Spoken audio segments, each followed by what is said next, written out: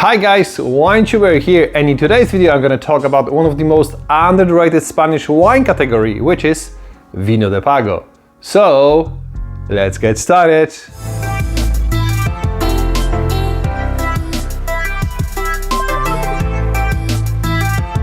Before we start, many thanks to Stefan from Pago, Finca, Élez, Jose from Pago, Los Cerillos and Union Vinos de Pago for helping me with this video.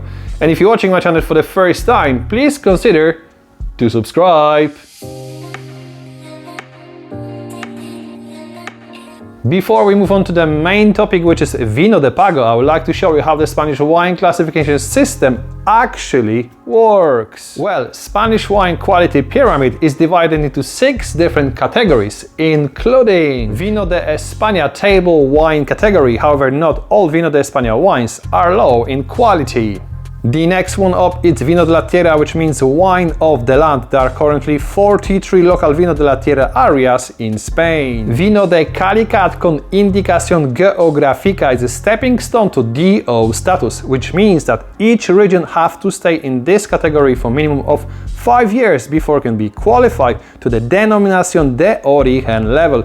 4 out of 7 Vino de Calidad are located in Castilla in León. Denominación de Origen category is basically the Spanish answer to French AOC system. Wines labeled as Denominación de Origen are produced from the specific grape varieties at the specific demarcated areas with very strict aging regulations. There are currently 69 different DO in Spain, including Ribera del Duero, Rías Baixas, Campo de Borja, Rueda, and so on. The next level is Denominación de Origen Calificada, and only 2 Spanish wine regions, including Priorat and Rioja, hold this prestigious wine category. The Denominación de Origen Calificada wines can be easily compared to the Italian DOCG wines, where origin, grape variety, and more importantly, taste of the wines is strictly controlled by Consejo Regulador. And finally, at the top of the quality system, it's Vino de Pago. Currently, 27 estates across Spain have this unique classification. But is the Vino de Pago really the highest designation for Spanish wines? Well, watch this video until the end to find out. In Spanish law, pagos are regulated by Decree 127/2000, published on the August 1st, 2000. According to the definition of administration, Vino de Pago is the wine produced from the specific grapes and a specific area with very specific climatic and soil composition characteristics, and whose conditions are not found in the nearby areas. The specific terroir and the microclimate give the Pago wines their own unique characteristics. There's a bunch of different regulations for Pago wines, including each Pago wine must be within a protected Denominación de Origen on appellation. Vino de Pago can be only produced and bottled at the estate that belongs to the specific Pago. Only permitted and estate-grown grapes can be used for the Pago wine production. Wine must be made, stored and aged separately from other wines. And lastly, each Pago wine has a management body subject to legislation of autonomous communities. I think the easiest definition of Vino de Pago is that the wine's label as Vino de Pago is a single estate appellation wine that has been produced in very unique terroir.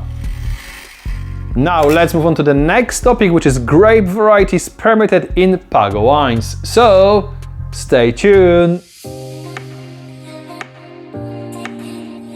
Grape varieties along with the terroir are the 2 most important factors when it comes to the wine making, including Vino de Pago. This is why each Vino de Pago have very specific grape varieties permitted in their appellations. For example, Pago Los Cerillos is only working with 4 grape varieties, and all of them are red, including Tempranillo, Syrah, Petit Verdot and Cabernet Sauvignon. On the other hand, Finca Élez is currently working with the following grapes: Saint-Simbel, which is a clone of Tempranillo, Cabernet Sauvignon, Merlot, Syrah, and 2 white grape varieties including Chardonnay and Viognier. And I have to say that I'm a huge fan of the last 2 grape varieties. When it comes to the aging regulations, Vino de Pago has stricter rules than some of the Denominación de Origen wines. Some of the Vinos de Pago have even different regulations for each wine, which is absolutely crazy. So if you're looking for the information on how long the specific Vino de Pago has been aged, I highly recommend to check out the producer's website, as the aging is not a mandatory piece of information that has to be included on the Vinos de Pago label. The term Vino de Pago was officially launched and introduced in 2003 by Spanish Ministry of Agriculture. At the very beginning, only 2 estates were promoted to Vinos de Pago, and both of them are located in Castilla-La Mancha area, including Pago Dominio de Valdepusa, located only 1 hour drive from the city of Toledo, and Pago Finca Élez, located in the district of Albacete. Nowadays, 27 estates across Spain hold the Vino de Pago status. The biggest accumulation of Vino de Pago is in Castilla-La Mancha region, 14 estates in total, including Finca Negro, which was added to the list in March 2025. 4 Vinos de Pago can be also found in Valencia and Navarra wine regions, 3 in Castilla León, and finally the region of Aragón has 2 Pagos, including Solar de Urbezo, added to the list in 2024. Probably one of the biggest misconceptions of Pago wines is the fact that Pago estates only produce Pago wine, while 26 of 27 Pago producers is also making other wines. In fact, Pago Florentino is the only estate producing Vino de Pago wines exclusively. Talking about the taste of Vino de Pago is like talking about the best things to see in Barcelona, Paris, or Rome. There's too many things, too many grape varieties, and too many styles produced by Pago producers. However, all Pago wines have one thing in common. All of them are fantastic value for money. In my glass I have a Pago Los Cerillos Petit Verdot 2022, which is incredible, and this bottle will cost you less than $25 US.